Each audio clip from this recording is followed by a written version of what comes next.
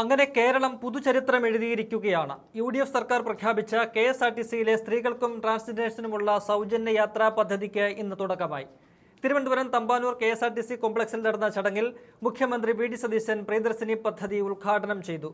ഗതാഗത മന്ത്രി CP John, പട്ടികജാതി ക്ഷേമ മന്ത്രി KA തുളസി ഉൾപ്പെടെയുള്ളവർ പങ്കെടുത്ത ചടങ്ങിലാണ് പദ്ധതിക്ക് തുടക്കം കുറിച്ചത്. മുഖ്യമന്ത്രി ഉൾപ്പെടെയുള്ളവർ ഉദ്ഘാടന ബസ്സിൽ കയറി സെക്രട്ടേറിയറ്റിലേക്ക് യാത്ര ചെയ്തതും ഏറെ കൗതുകകരമായി. കേരളത്തിന്റെ ചരിത്രത്തിൽ ആദ്യമായാണ് ഒരു മുഖ്യമന്ത്രി KSRTC ഓർഡിനറി ബസ്സിൽ യാത്ര ചെയ്യുന്നത് എന്ന പ്രത്യേകതയുമുണ്ട്. മുഖ്യമന്ത്രി യാത്ര ചെയ്യുന്നതിനാൽ ഉദ്ഘാടന ബസ് എസ്കോർട്ട് പൈലറ്റ് അകമ്പടിയോടെയാണ് ഓടിയത്. 2 വനിതകളാണ് ഈ ബസ് നിയന്ത്രിച്ചത്. സംസ്ഥാനത്തെ തന്നെ ആദ്യ വനിതാ KSRTC ഡ്രൈവറായ VP ഷീലയാണ് ഉദ്ഘാടന ബസിന്റെ വളയം പിടിച്ചത്. പെരുമ്പാവൂർ ഡിപ്പോയിലെ ജീവനക്കാരിയായ ഷീലയെ ഈ ചടങ്ങിന് വേണ്ടി എത്തിച്ചതാണ്. ബസ്സിലെ കണ്ടക്ടറായത് പാപ്പനംകോട് ഡിപ്പോയിലെ ജീവനക്കാരി ജയകുമാരിയും. ഉദ്ഘാടന ചടങ്ങ് ബഹിഷ്കരിച്ച പ്രതിപക്ഷം സ്വയം പരിഹാസ്യരായി എന്ന് പറയേണ്ടി വരും. ചരിത്രത്തിൽ തന്നെ രേഖപ്പെടുത്തുന്ന ഒരു പദ്ധതിയുടെ ഭാഗമാകേണ്ടതില്ലെന്ന CPMന്റെ തീരുമാനം അന്ധമായ രാഷ്ട്രീയ വിരോധം കൊണ്ട് മാത്രമാണെന്ന് പറയേണ്ടി വരും. എല്ലാ ബസ്സുകളിലും സൗജന്യം നൽകുമെന്ന് പറഞ്ഞിട്ട് അത് ഓർഡിനറിയിലേക്ക് മാത്രം ചുരുക്കിയതിൽ പ്രതിഷേധിച്ചാണ് തങ്ങൾ വിട്ടുനിൽക്കുന്നതെന്നാണ് CPM സംസ്ഥാന സെക്രട്ടറി MB ഗോവിന്ദൻ ഇന്നലെ പറഞ്ഞത്. തൊഴിലാളി വർഗ സ്ത്രീകൾക്കുൾപ്പെടെ വലിയ മുതൽക്കൂട്ടാകുന്ന ഒരു പദ്ധതിയോടാണ് തൊഴിലാളി വർഗ പാർട്ടിയുടെ ഈ സമീപനം. സംസ്ഥാനത്തെ 3125 ഓർഡിനറി ബസ്സുകളിലാണ് സ്ത്രീകൾക്ക് സൗജന്യ യാത്രാ സൗകര്യം ലഭിക്കുന്നത്.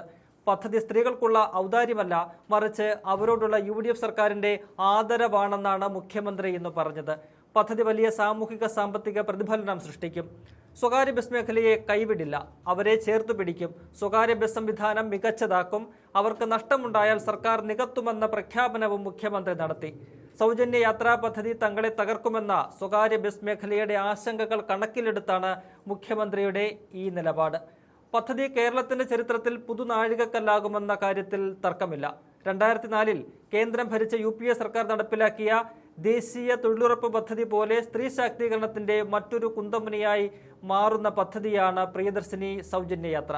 പാവപ്പെട്ടവരെന്നോ പണക്കാരെന്നോ കേരളീയരെന്നോ അതിഥി തൊഴിലാളികളെന്നോ വ്യത്യാസമില്ലാതെ എല്ലാ സ്ത്രീകൾക്കും പദ്ധതിയുടെ പ്രയോജനം ലഭിക്കും.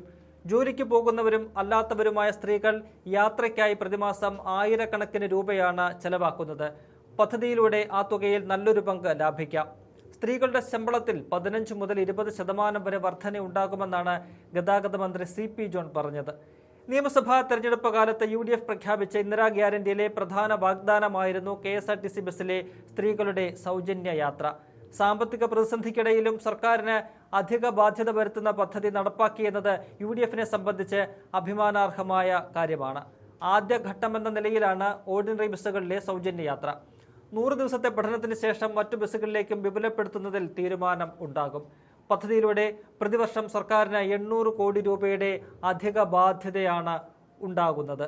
ഓർഡിനറിയിലാണെങ്കിലും സ്ത്രീകളുടെ എക്സ്ട്രാ ഓർഡിനറി യാത്രയാണ് ഇതെന്ന കാര്യത്തിൽ സംശയമില്ല.